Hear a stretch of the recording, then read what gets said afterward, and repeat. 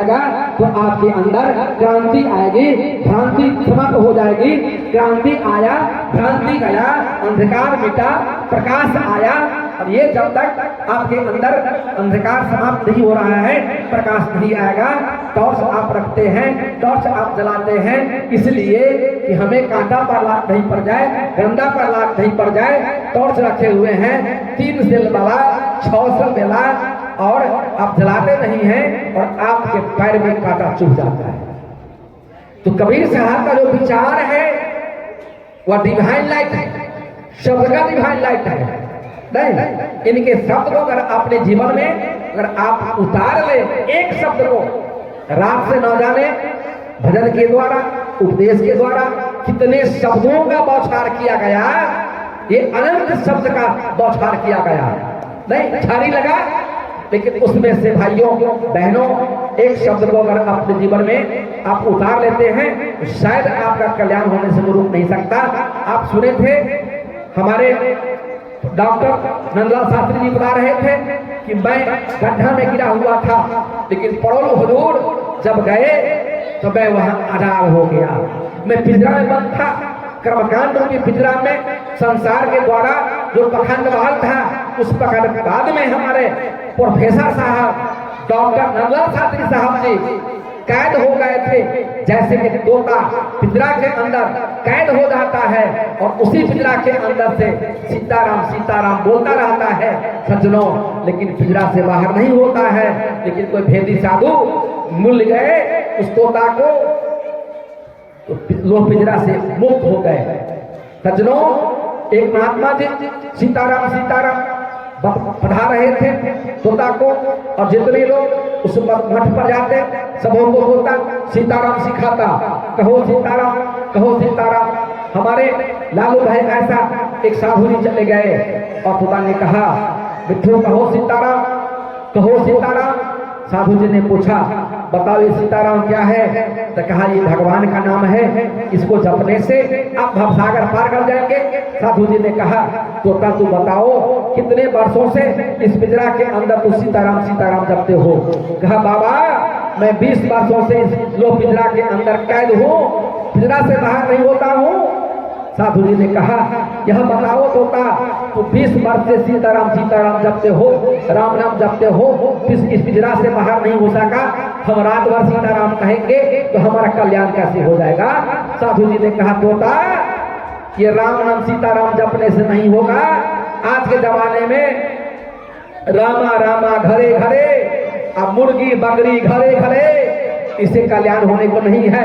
सीताराम राधे श्याम, अब मुर्गी का अंडा सुबह शाम, इससे कल्याण होने को नहीं है।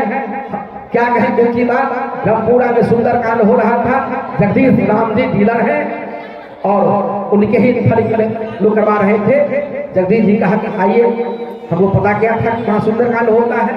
पता चला कि वहाँ जितने लोग सुंदरकांड में बैठे हुए थे सभी लोग दारू के ठिका पर, सभी लोग दारू पिए हुए दम झूम रहे थे, मस्ती के गा रहे थे।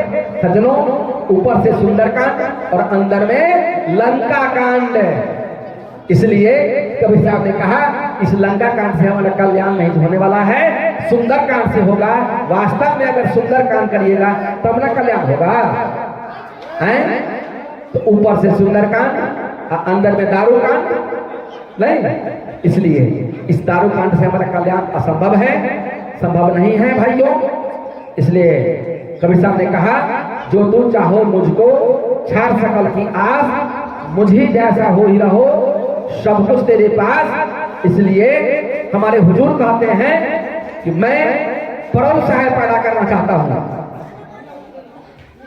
दूसरा परौल साहेब में पैदा करना चाहता हूं जो मुतनाज़े पैदा हो गया, अनगुआ पैदा हो गया, खजुरबारा में पैदा हो गया, अलियाबो में पैदा हो गया, खौड़ा में पैदा हो गया। बहुत ऐसे गांव हैं जहां परौल सरकार पैदा हो गए। इसलिए असली प्रोफेसर वही होगा जो दूसरा प्रोफेसर को पैदा कर देगा। दूसरा प्रोफेसर पैदा कब होगा? जब प्रोफेसर की बात को सुनकर अपने जीवन में उतारेगा भाइयों। और प्रोफेसर की बात आप सुन रहे हैं, लेकिन प्रोफेसर के बात को अपने जीवन में अगर आप नहीं उतारते हैं तो आप प्रोफेसर क्या चपरासी नहीं बन पाओगे। इसलिए कबीर साहब का जो शब्द है उसको जीवन में उतारिए।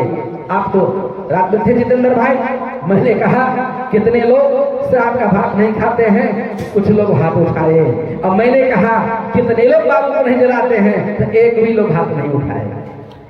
नहीं, इसलिए इसका पंथी में भी देखाउस लग गया है।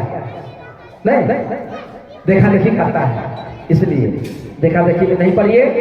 सही बात को जानिए, सही बात को समझिए, सही बात को बुझिए। और कबीर साहब के एक शब्द को बेसी नहीं, जितने का बौछार हुआ शब्द का भजन उपदेश के द्वारा, उसमें से मात्र एक को चुन लीजिए जो आपको मन पसंद पड़ जाए। नहीं, हमारे लल्लू भाई लगनी गाते रहते हैं, नाम भजू सकल भरम के तजू साधु भैया हो। नहीं, नाम भजू।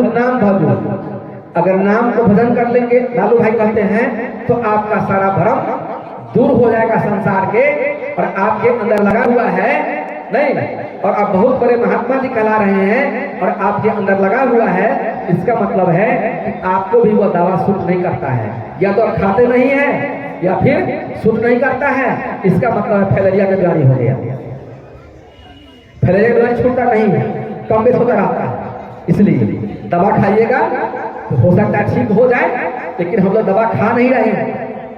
नहीं, हम लोग हो सकता दवा खाते होंगे तो डॉक्टर कहा था अचार दही केला खट्टा मत खाइएगा, नहीं तो बीमारी ठीक नहीं होगा।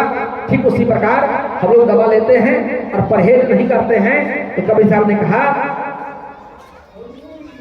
कि दवा खाते हैं और परहेज नहीं करते हैं तो दवा खाने से क्या फायदा।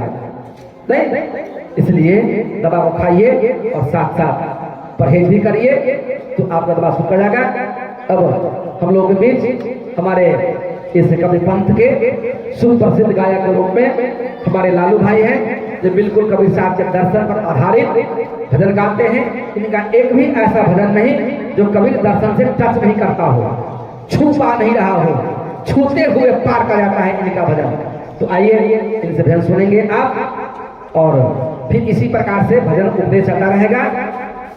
हम तमाम साधु संत से आग्रह करेंगे कि आप लोग जलपान करके पुनः इस पंडाल में बैठे, और दूसरे सत्र कार्यक्रम प्रारंभ हो चुका है और हमारे बीच जजुआर साहब भी आ चुके हैं।